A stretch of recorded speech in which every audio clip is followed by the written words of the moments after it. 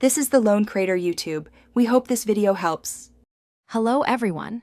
In this video, I will explain how to change your Ford Fiesta brake light.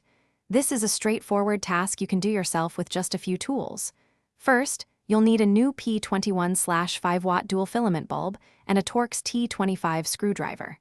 Safety is key, so make sure your car's ignition is completely off and the parking brake is firmly engaged. Then, open your boot and move anything that might block access to the light unit. Now, let's get to the light unit. You'll see two screws on the rear light cluster. Use your Torx T25 screwdriver to remove them. Once those are out, the unit will feel loose, but it's still held by a hidden fastener. Carefully peel back the carpet or trim inside the boot to find a large plastic wing nut. Unscrew this by hand, then gently pull the entire light unit straight away from the car to release it.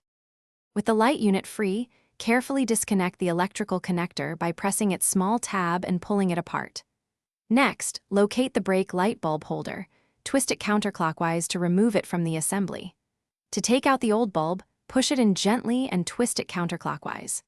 Now, take your new P21/5-watt bulb, push it into the holder, and twist it clockwise until it's securely in place. To reassemble, first twist the bulb holder clockwise back into the light unit. Then, reconnect the electrical connector, ensuring it clicks firmly into place. Align the light unit's locating pins with the corresponding holes in the car's body and push it in until it sits flush. Secure the hidden plastic wing nut, then reinsert and tighten the two visible Torx screws. Finally, turn on your ignition and test the new brake light to confirm it's working correctly. Thanks for watching. Consider subscribing if we helped you.